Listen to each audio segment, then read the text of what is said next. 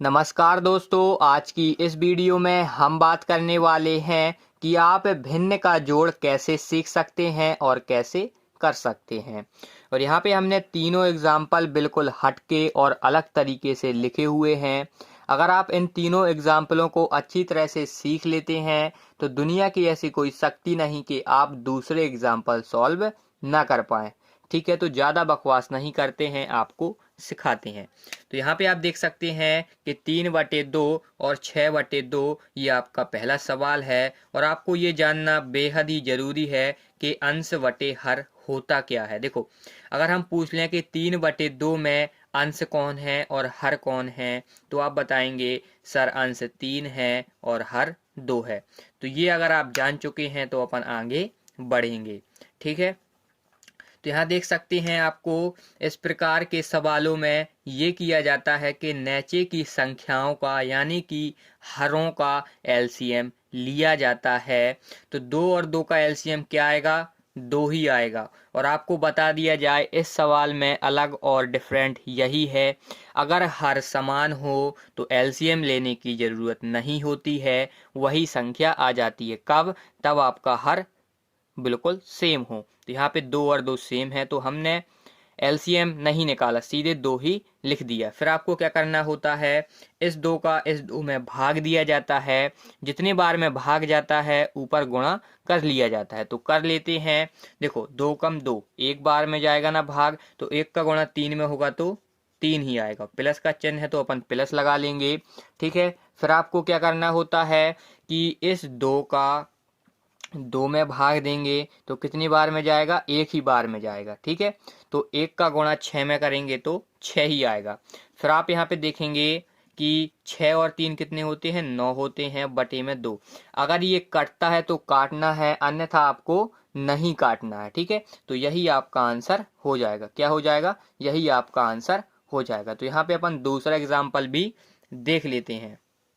तो यहाँ पे आप देख सकते हैं 5/3 और 8/2।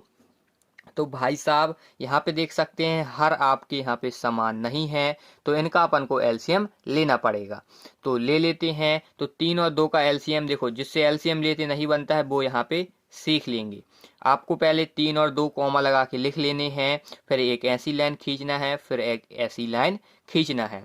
फिर आपको क्या करना है, छोटी से छोटी संख्या से काटना पड़ता है कि ज़्यादा से ज़्यादा संख्या उस संख्या से कट जाए। ठीक है, तो अपन काट लेते हैं। अगर अपन इसे 2 से काटेंगे तो एक ही संख्या कट रही है। हमने कहा था ज़्यादा से ज़्यादा काटना चाहिए, अब यहाँ पे ज़्यादा से ज़्यादा संख्या है नहीं है, इसलिए हमने काटा है 2 से। फिर अगर आप ऐसा करेंगे कि हम 3 से काट दें तो कोई फ़र्क नहीं पड़ेगा, लेकिन नियम आपका ख़राब हो जाएगा। आप अच्छी तरह से बेसिक मैथ नहीं सीख पाएंगे। देखो 3 कटेगा नहीं तो 3 जाएगा तीन, 2 कम 2। अब आप इसे 3 से काट सकते हैं। देखो 3 कम 3 और 1 आपका कट ही चुका है। जब वहाँ पे नीचे 1 1 आ जाता है तो फिर काटने की ज़रूरत नहीं रहती है।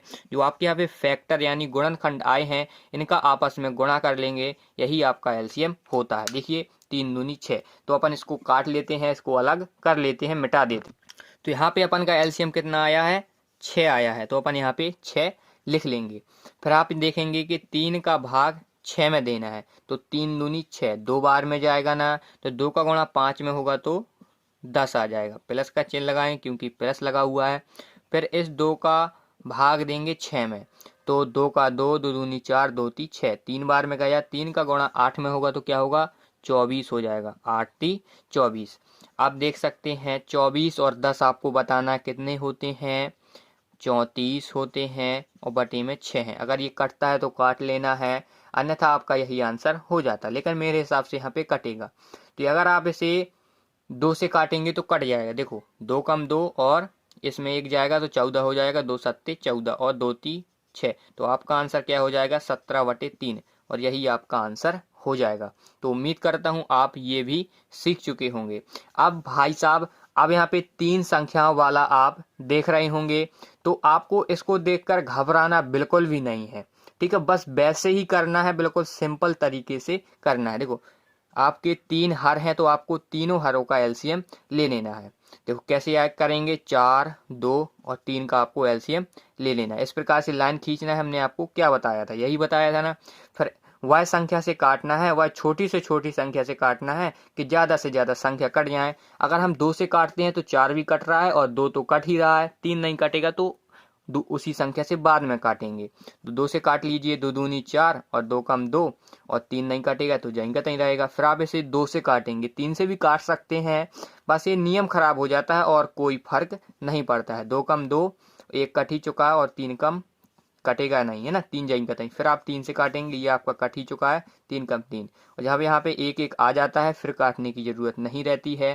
फिर जो आपके यहाँ पे फैक्टर आए हैं इनका आपस में गुणा कर लीजिए, यही आपका एलसीएम हो जाएगा। देखो 3 दूनी 6 और 6 दूनी 12, तो अपन इसको मिटा लेते हैं और लिख लेते हैं, यही आपका एलसीएम हो गया है। तो यहाँ पे अपन 12 एलसीएम लिख लेते हैं, ठीक है, लिख लिया। अब 4 का भाग 12 में देंगे, तो 4 का 4, 4 दूनी 8, 4 × 12, 3 बार में जाएगा, और 3 का गुणा 8 में करेंगे तो क्या हो जाएगा, 8 का 16, 8 × 24 हो जाएगा। प्लस है तो प्लस लगा लेंगे। देखो यहाँ पे हमने प्लस नहीं लगाया, सबसे बड़ी गलती हमारी यही है। तो भाई साहब ये आपको समझना है, थोड़ा हो जाता है यार, इंसानी है, इंसानी से गलती होती है। तो 2 का भाग 12 में देना, कितनी बार में जाएगा, 2 का 2, 2 दूनी 4, 2 × 3 = 6, 2 चौको 8, 2 पंचे 10, 2 छक्का 12, 6 बार में गया। 6 का गुणा 3 में होगा, तो 6 का 6, 12, 6 × 18 हो जाएगा। प्लस का चिन्ह लगाएंगे। फिर 3 का भाग 12 में देंगे, तो 3 का 3, 3 दूनी 6, 3 × 9, 3 चौको 12, 4 बार गया। 4 का भाग देंगे 11 में, तो 11 चौक 44। इन सभी को जोड़ लेते हैं अलग से, 44, 18, 24। देखो 8 दूनी 16, है ना, 8 दूनी 16 हो जाएगा। यहाँ पे हासिल आएगा 1, और 4 2 6 7 1 8, यहाँ पे हो जाएगा आपका 86। तो इसको अपन मिटा लेते हैं और यहाँ पे 86 लिख लेते हैं। तो यहाँ पे लिख लिया अपन ने 86, और बटे हो जाएगा 12। अगर आप इसे कटता है तो काटना है, अगर नहीं कटता है तो नहीं काटना, लेकिन मेरे हिसाब से यहाँ पे कट जाएगा। देखो 2 चौको 8, 2 × 6, है ना, देखो 2 चौको 8, 2 × 6 और 2 छक्का 12। अब ये कटने वाला नहीं है, तो यही आपका आंसर हो जाएगा।